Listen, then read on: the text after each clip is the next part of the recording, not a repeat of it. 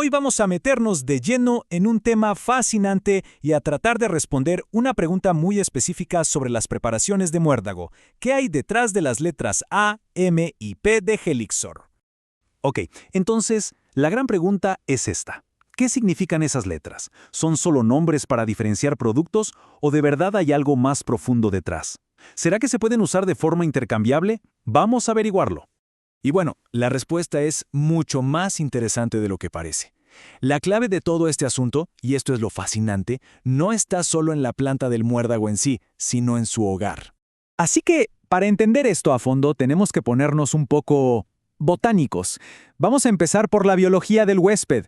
A ver, todo empieza con esta planta, el Viscum album, o como lo conocemos, el muérdago europeo. Pero ojo, no es un parásito cualquiera. Es semiparásito, y esto es clave. ¿Qué significa? Que sí, hace su propia fotosíntesis, pero digamos que le pide prestado al árbol donde vive el agua y los nutrientes. Y es justo en esa relación, en esa dependencia, donde está el centro de todo este asunto.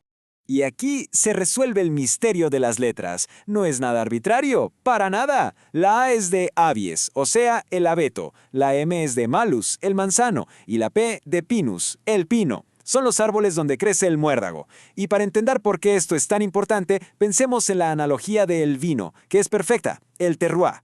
Así como la tierra y el clima le dan su carácter único a un vino, el árbol huésped, por así decirlo, sazona al muérdago, cambia por completo su composición química.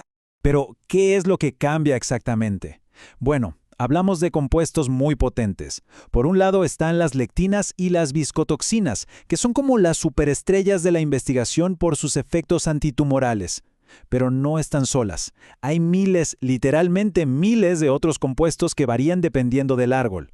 Todo esto junto crea una especie de huella digital química, un perfil metabólico único para el muérdago de cada árbol. Ok, ya vimos la biología. Ahora vámonos al laboratorio. ¿Qué pasa cuando ponemos a prueba estas diferencias? Y aquí es donde la cosa se pone seria, porque esa idea del terroir no es solo una teoría poética. No, en el laboratorio, cuando los científicos enfrentaron estos extractos a células de cáncer, los resultados fueron claros. El árbol del que viene el muérdago importa, y mucho. Marca una diferencia que se puede medir. Y miren este gráfico, es súper revelador. Lo que vemos aquí es qué tan potente es cada extracto. Básicamente, cuánto se necesita para frenar a la mitad de las células tumorales. Y ojo, aquí menos es más. Un número más bajo significa más potencia. El Helixor A del abeto necesita 133. El M de manzano ya baja 114, es más fuerte.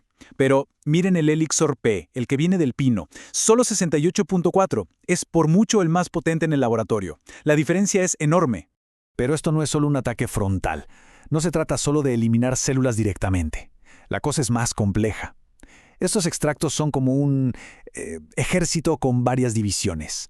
Por un lado le dan un empujón al sistema inmune, como que lo despiertan para que haga su trabajo.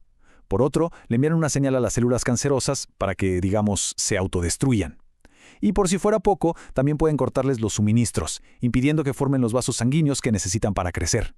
Hasta aquí todo parece encajar perfecto, ¿verdad? Una historia clara y directa. Pero, ahora salimos del laboratorio y entramos al mundo real, a la evidencia en pacientes. Y aquí es donde la trama cambia. Y miren esta cita, es bastante directa. Básicamente nos dice que, a pesar de todo lo que acabamos de ver en el laboratorio, en la práctica clínica no hay un criterio claro.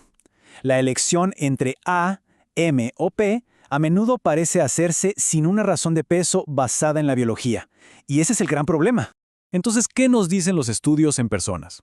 Bueno, varias cosas. Primero, y esto es fundamental, son seguros. Segundo, algo que se ve una y otra vez es que mejoran la calidad de vida. Y eso no es poca cosa. Pero, aquí viene el pero. Cuando se buscan los resultados duros, como si el tumor se reduce o si la gente vive más tiempo, la evidencia se vuelve borrosa. No es concluyente. A veces la enfermedad se estabiliza, sí, pero no tenemos esa respuesta tan clara y potente que veíamos en el laboratorio. Y para añadir otra capa de complejidad, resulta que no hay una sola forma de preparar o usar el muérdago. Existen dos grandes filosofías. Por un lado está el enfoque antroposófico, el de Helixor, que ve la planta como un todo, buscando la sinergia, y ajusta la dosis a cada persona. Por otro, el enfoque fitoterapéutico, que busca estandarizar todo a un solo compuesto, como la lectina, y usa dosis fijas. Son dos mundos distintos, por lo que intentar comparar estudios entre uno y otro es, bueno, como comparar peras con manzanas. Ok, tenemos toda esta información. La promesa del laboratorio por un lado, la complejidad clínica por el otro. ¿Y ahora qué? ¿Cómo reconciliamos estas dos realidades? Y aquí está el resumen de todo. La distinción entre A, M y P no es un invento, es real, es biológica, y lo que vimos en el laboratorio le da todo el sentido del mundo. El problema es que falta la pieza final del rompecabezas, la prueba definitiva en estudios clínicos de que esa diferencia realmente se traduce en mejores resultados para los pacientes. Esa prueba todavía no la tenemos. Entonces, ¿cómo llegamos a esa prueba? Pues hay una hoja de ruta bastante clara para la investigación.